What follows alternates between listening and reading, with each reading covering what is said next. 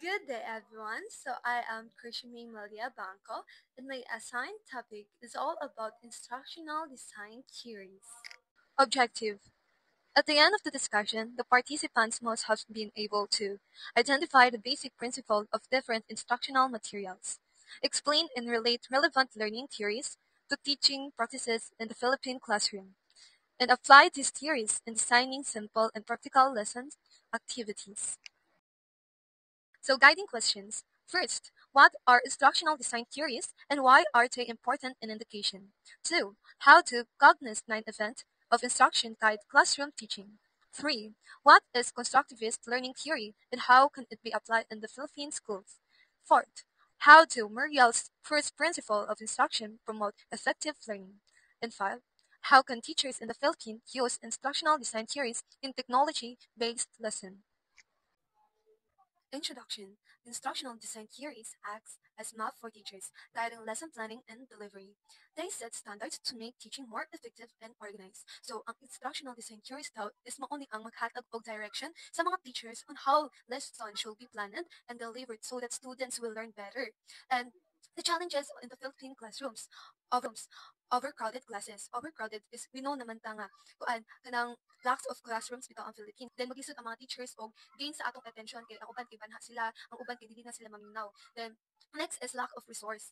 Says like books, projectors, and lab tools. So kay ba man sa tanong nga karon is wala na kayo'y books more and research na lang ta unlike before nga maguan ta sa books nice man sa books kay dili man ta madali matintal then projectors mga like TV like dili nimo mapakita ang mga video dili ka kita tanan mga student din sila ka imagine na unsa day na ang gipangingon ni ma'am kung igura mabasa si ma'am o si sir. Then next is lab tools. So mga lab tools like especially sa science mag-experiment like sa mga sa TLE nga need o magagamit para sa mga sewing machine, sa mga mga tools para sa introduction ng kuan kuan sa ICT, like something like that. Then limited technology and internet access and remote areas. So we've been known naman sa tanon na kuan kanang bitaw mas pabor bitaw ang kuan technology is naa sa Siri. Kay kuan naa sa dali ra sila ka-access og internet.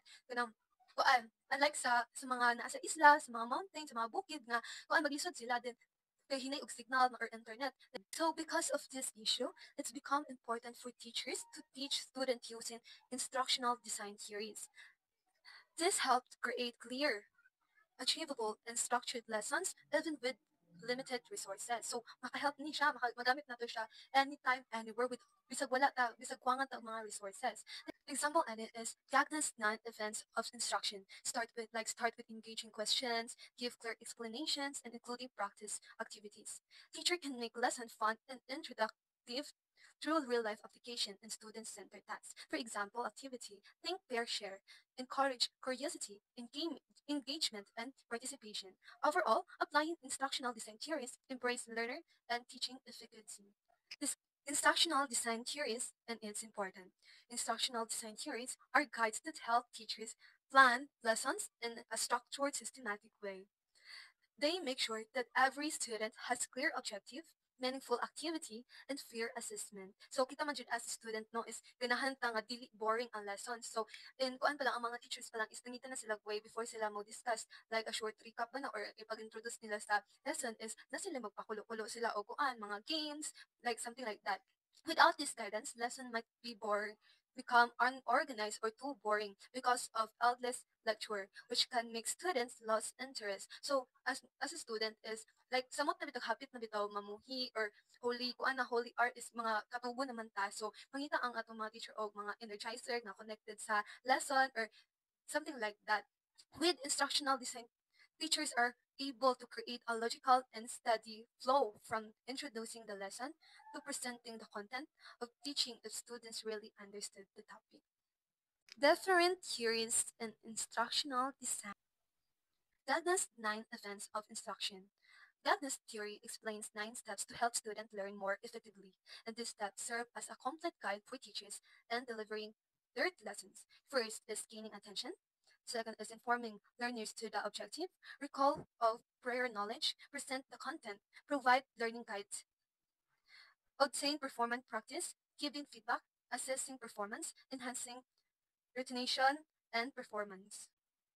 Steps of Gagna's 9 attempts of instruction. In the Philippine classroom, this can be applied in many ways. For example, in a grade 9 mathematics lesson about solving quadratic equation, first step is the gaining attention. Use a surprise fact, question, image, or short activity to focus learner and prepare them to receive the new information. Example, start with a fact of riddle to speak curiosity. So pictures, questions like imo silang pangutanon og question nga logic untahay nga question, then mag-think na sila, then kudahay picture sa image imuhang ipangutang ang image ana, then sila na mo tag-an nga unsay gusto nimo ipasabot, what kind of word is that, then mga riddles, so mga funny riddles like magbugtong-bugtong mo sa imong mga student para ma-prepare sad sila makagain sila og new information. The next is informing learners of the objectives. Tell students what they will be able to do by the end of the lesson. So for example, ani is question imo sila i-ask mga fact question na makapag-overthink nila bitaw. Like overthink na makakuan sila sa new information dito maka-curious sila nga unsa bitaw no unsa na na bitaw. Then aron makagain mo idea nila makagain sila idea nimo. And of course, ang recall of prior knowledge promotes students to connect new content with what they already know. Questions, quick review, or brainstorming. So example, ani is review the previous lesson. So magkuan mo quick recap. Like ang inyong ipang question nimo ang imuhang mga previous lesson, something like that. Or mga concept mo ma-determine mo if naa ba sila na hinumduman sa imong gi-discuss, effective ra ba to ako pag-deliver sa akong discussion. So, ano ra nimo mahibaw, ano ba? Presenting the content, deliver a new material in a clear, organized way, like lecture, demo, reading, and multimedia. So, for example, teach the new topic step by step with examples. So, there are different types of strategy man, no? So, kuan to para nimo as a teachers unsaon nimo pag-deliver sa imong kuan imong discussion sa imong lesson sa imong student like mag-kuan maka mag hotel media or imong palatan-awan og mga video ang imong mga students aron makakuan sila maka kuan sila maka-imagine sila kung unsa jud ang imong gustong ipa kuan nila ipahibaw. Next is providing learning guidance for hints, examples, models, or strategy that help learners understand and organize the content. For example, offer hints and tips to avoid common mistakes. Like, nakinumdum ba mo itong kuan ni Sir sa RG45, like, katong green, katong white, orange, nga na white, green, nga na, is katong mga letter ato, kay himuon siya og kanang bitong mga words, aron dali nimo siya makuan, ma-remember. So next is obtain performance or practice. It is give learners opportunity to try out what they learn through guide or independent practice. Example, students solve problem individually or in a group. So have you ever remember katong kuan sa IA na to sa una is katong na uban students is hilero sa solving kasi uban kay weak sa solving. So ang give kuan ni sir ato is his strategy is iyahat ang gi-pair ang maayo sa solving o dili maayo sa solving. Then after taga human og lesson ni sir or discuss ni sir sa kuan sa solving is iyat ang pasuwayon og solve ana. Then kuan iyat ang ipa-check nato or magpa-help mata sa atong katapad nga sakto ba na then kanang maara ra mailhan ni sir nga nakamao di ang katapad niya kay kuan gituluan man siya kay mauman ni ko diha. So something like that. So next is giving feedback. Give timely, specific feedback that corrects errors and reinforces correct understanding or skills. Example, check answers, correct errors, and gives praise. So, as a teacher, is kung dahil okay na ang performance sa bata, imo siyang na-check, or imong ibutang yung paper og check, na if wrong siya, kay imong ibutang og wrong, pero imong ikuan i-determine niya, kung sa'y naka-wrong niya, then kung sakto siya, imo siyang i-praise, then kukuangan ba, ayahang nakuha pa ba kasi information or answer sa bata, imo siyang i-add on. Like, imo siyang tagaan og correct na feedbacks bitaw regarding sa iyang performance. So, next is assisting performance. Use quizzes, tasks, or demonstrate to evaluate whether learners have meet the objectives. Example, conduct a short quiz or worksheet. So, kita man dyan is mga student man ta, nakaagi naman po neta with elementary, high school, and college pa na every time na mag-end ang discussion sa teachers, as long as na sila time is magpa-quiz sila after or sa next day na lang or sa next day na lang kay kuan or makapag-study pa then para sa nila ma-base kung na-meet ba sa learners ang objective sa imong lesson or imong goal para sa mga student. Next is enhancing recitation and transfer. It has helped students generalize and apply learning to new situation through summarize, real-life tasks, speed, review, or assignments. Next is enhancing recitation and transfer. It has helped students generalize and apply learning to new situation through summarize, real-life tasks, speed, review, or assignments. So the next theory is the constructivist learning theory. Constructivism emphasizes that students learn best by actively participating in the learning process. Learners build their own understanding through experiences, problem solving, and reflection.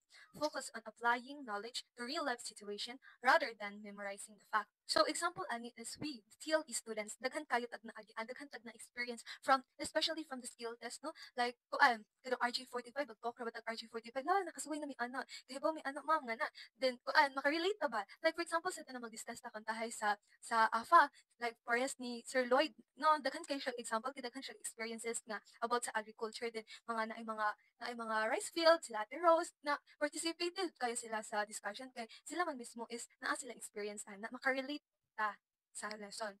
Then, it makes lesson interactive and engaging and practical. So, kinapitong imbis mo gets is makagets na lang ta kay kanang daghan magutag mga example, daghan man tag mga experiences ana batok engaging kayo siya. Next is encourage critical thinking and lifelong learning. So, daghan jud tag ma-learn no kay madapon nato siya hadtod mo dako ta kaninga kuan kanina lesson. Then next, highly effective in the Philippines where creativity and practicality are essential for success.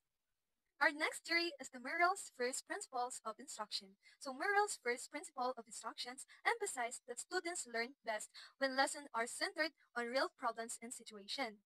The idea is that learning should not just be about listening and memorizing, but about doing and applying knowledge in meaningful ways. So dili ra ko no kasi mag-focus ra ta sa theories na i-memorize, but also in the real dapat related bitaw ko na sa kuan pod mga real life problems and situations. So types of principle known as problem-centered learning, ac- activation of prior knowledge, demonstration, application, and interrogation. First is the problem-centered learning. Students solve real-world tasks to make learning meaningful. Next is activation of prior knowledge. Students recall previous lesson and connect them into new topics. So, kung like sa atong previous na theories is not dyan gihapon si kuan karon si active of prior knowledge which is importante jud kaayo nga naay recalling bitaw or quick recap sa atong previous na lesson. Then importante sad nga ma-connect sad siya sa ato ang kuan ang new topic. Then next is seed demonstration. Teachers show how tasks are done through examples or modeling. So kita mga TLE students no is kaya importante jud nato ni kay so kani siya is may example nato ni siya sa math if kuan dapat ang teachers is ilahang i-explain how step by step kung saan pag-solve ni ng problem or pag kuan pag-provide sa formula unsa ni paggamit ng formula dapat itudo na nila step by step. Then kung sa skill test na especially nato mga TLE is perfect example nato is ang pagtudo sa teacher sa instructor kung saan pag-use sa mga tools aron makahibaw bitaw ta nga ganiun na kanday po ni siya paggamit sa tools aron makamauta aron ma-aware sa tao aron na sila ma-learn. The next is the application. Student practice the new skill through hands-on activities. Kani is makarelate ang mga TLE students ani especially atong cooking activities nato like atong mga RG45 sa una is mag-discuss pa ta sa mga kuan to kuan theories niya karon is ato nagi-practice just like the RG45 nag-kuan ta nag-try na ta ato. Then the next is gihimo na jud activity gihimo na to siya recorded. So next is the integration. Student apply and share their learn in a new context. So, kung natin ma-learn is ma-improve man po ba nato na. Then, just like what I have said earlier is, kung maka-try na taog, kita-kita ra, maka-build pa taog, or ato pa ning ma-improve atong skills. So, our last theory is the applicability of instructional design theories. Instructional design theories guide teachers and blended in online learning, ensuring lessons stay clear, organized, and engaging. Teachers can combine technology with instructional design to create an interactive and meaningful learning experiences. Example is a social studies. So first, show YouTube video in the Philippines history to gain attention. Give an online quiz via Google Forms or Quizlet to provide feedback. Let students create a digital poster about historical figure using Canva or PowerPoint. So it is combined multiple theories like step-by-step instruction, hands-on learning, real-world problems. So kato nga ako an example is na-connect to siya sa mga other na theories. Just like katong mga step-by-step, hands-on learning, katong mga real-world problems, though Next is effective even with limited resources. Use free or offline materials. So, bisan pa og limited ang mga resources, makagimong gihapuntahan ni like pre-downloaded videos in case kung wala kay internet, and printed kay lang. So, i-print na lang nimo or if wala kay mga other mga cellphone or yung mga laptop or mga TV. Next is ensure technology is used forcefully to support learning, not just a decoration. So some of schools is they already have TVs or something other mga technological like mga projector, but some of them is dili nila kayo gamiton. So we, the teachers, future educators, we need to maximize the technology para magamit sa sila. Then dili lang decoration lang bitaw. So I am Krishni Nalebangko, and that will be all. Thank you.